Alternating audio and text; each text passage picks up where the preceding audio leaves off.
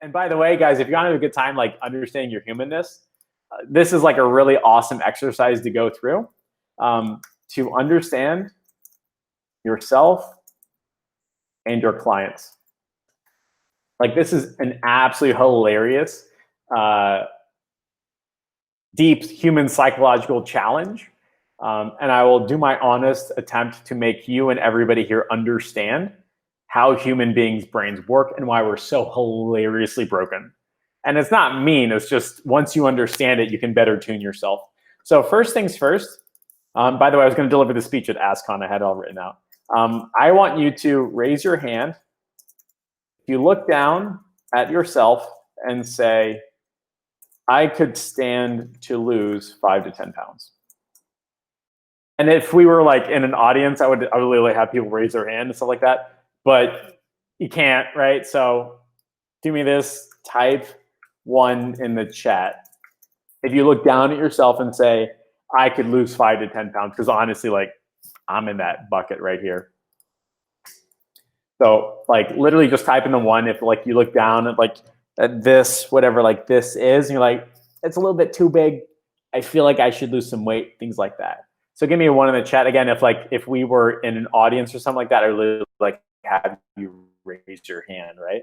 And then the second part of the exercise is raise your hand if you've been to the gym before and have lost 5 to 10 pounds. Right here. So give me a 2 in the chat if you've been to the gym before and have lost 5 to 10 pounds. So give me a 2 in the chat if you've been to the gym before and lost 5 to 10 pounds. So number 1, you look down, you're like, oh, I could lose weight. Number 2, if you've ever actually lost weight before in your life, like you've been walking, running, eating right, whatever it is, like if you've actually done it and lost weight. In fact, like I don't care if it's 1 pound or 10 pounds, whatever it is, but just give me a 2 in the chat if it's like, hey, you know what? I've actually done it before. Cool, right? So imagine like we're in like a crowd, everybody's wearing like their butt shirts, having a good time chatting. I'm on stage and I'm like, hey guys, I want to convey deep human psychological concept. Number 1, raise your hand. If you could stand lose 5 to 10 pounds and everybody raises their hand. And I say, okay, cool. Do me a favor. Now, raise your hand if you've ever been to the gym before, actually lost weight, and everybody raises their hands. And then I say, why did you stop? I'm just going to say that right there. Like, hey, so why'd you stop?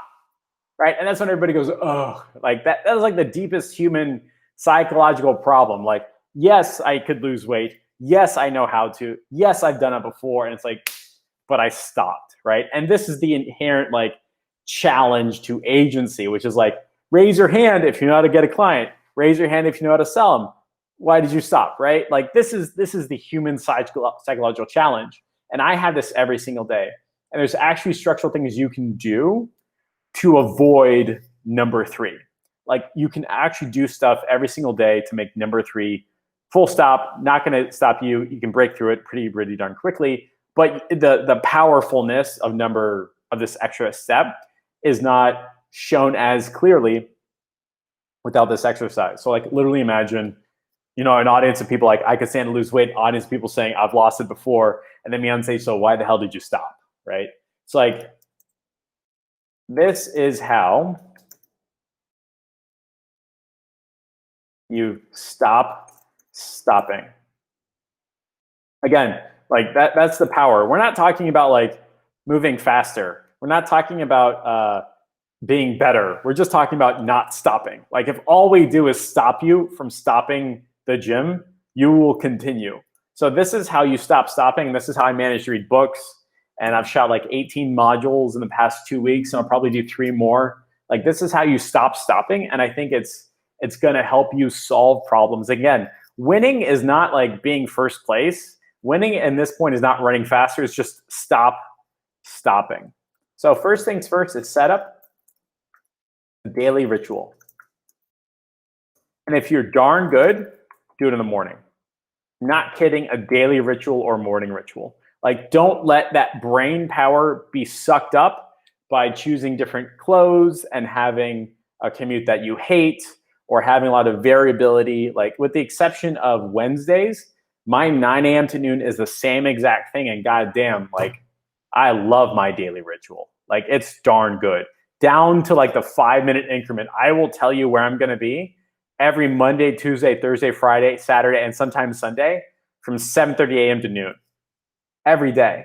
And what's cool about this is like all I have to do is continue doing this daily ritual and I will stop stopping really fast. So here's my daily ritual. You ready? 7:30 a.m. I wake up. That's it. And I get all my junkness out of the way. I'm on Reddit. I'm on Instagram. I'm on TikTok. I'm on like the celebrity news gossip columns. I'm like, yo, give me that Reddit politics. Let me read all the trash. I get it all done. I don't have to go on the internet anymore. Like 7:30 to 7:45, I'm going full internet trash mode. Yeah, like bring up Facebook and let that addiction monster go. We're done. 7:45 a.m. Addiction is done, manageable, cool. I don't feel the need to check it later on in the day. 7:45 a.m., I'm out, walking to coffee. And my coffee's at Publix, by the way. By the purest of coincidence, I found a grocery store that is 1.12 miles, I don't know why I said coincidence, there and back. So 7:45, I'm out, I'm walking to my coffee spot. It's a Starbucks inside of Publix. I walk there and just look at stuff. I don't have an agenda. I'm not doing anything smart. I'm just kind of letting my brain warm up, gear up, morning rise, all that stuff. And I'm just looking at things. That's it. I don't care if it's traffic or trees or birds. Like from 7:45, I'm walking to Publix and back. I get my coffee. I start drinking it. And then the coffee and the thinking kind of kick in. And if you've ever studied chronobiology, like there's this like thinking that like our brains and our bodies actually go through phases throughout the day. And this phase is so strong that our line of thinking and our way of thinking is better suited. Like you can't do reflection in the morning. Morning is for creativity. And then around noon, it becomes the doing. And then the doing turns into reflection like at 7, 8 o'clock. So I was like, all right, that's cool. So 7:45 a.m., I'm walking out to coffee, drinking it. By, let's just say 8:15 a.m., I'm back at my house, aka my home office, which I actually like a lot more now. I'm back at my house and I do my doing, do my thinking, all the stuff on my to-do list. As I'm walking, having my coffee, I'm thinking of the things I'm supposed to do. I put them on my to-do list. That's it. I put them on my to-do list. And then from, let's just say 8:15 to 10:45, I'm working. And this is uninterrupted work. This is literally, I use ScreenFlow only to hide my desktop icons. Yeah, all my notifications are off. My cell phone is off. Like the little DND is on. There's nothing coming in. I don't even have Facebook open. 8:15 to 10:30 a.m., I am working and only working. That's it. By 10:30, I'm done. 10:30 a.m. to 11:30 a.m. is gym, noon, lunch. This has been my daily ritual for the past 3 or 4 weeks. And man, I am productive. Like darn productive. And I don't have to worry about, oh, my to-do list is going to happen or it's not. Like it's on that to-do list, it'll happen. And I'm probably only 2 or 3 things behind on my to-do list today because it's lunch and learn day. This is simply how you stop stopping. Right here. Have a ritual. That's it. Simply have a ritual. And I don't care what your ritual is. And don't spend a lot of time, effort, energy into figuring out the perfect ritual. No. The point, just like going to the gym, is to go to the gym first, and then over the course of time, you'll adapt and change and flip stuff out, as such as with your daily ritual. Don't try to get a perfect ritual. Just get a ritual. Now, I didn't know this was my perfect ritual until I started doing it. And at 7:30 a.m. one morning, I was like, I'm going to go get coffee. And then I got coffee, and then I went to the gym. Didn't like it. Okay, so I'm at the gym. I'm like, God, I have all this work to do. That was what I was thinking at the gym. So instead of going to the gym then, I do the work, and then I go to the gym. So from 7:30 a.m. to noon, my schedule is set. And then post 1 p.m., I'm open to meetings, distractions, other things. Not pre 1 p.m., with the exception of lunch and learn Wednesdays. But this is the basic idea. And so as an example, I got my hair cut today at 1 o'clock. So at 12:35 or so, I'm going to stop this and then go.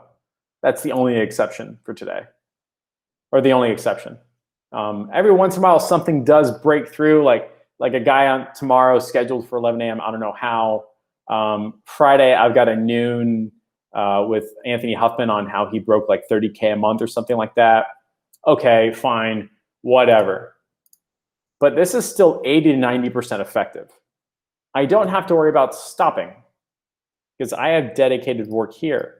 Now, there's always going to be a conversation of like, all right, but what does work mean? Work means just it's on the to-do list, do these 5, 10, 15 things. Building awareness, setting up prospecting, auditing sales calls, arguing with my clients, things like that, et cetera, et cetera. You can, by the way, train your tribe and your audience. If they do text you, say like, hey, thanks for texting me. Want to let you know I'm in a time block right now. If it's an emergency, just text me back. If not, can I get to you later today?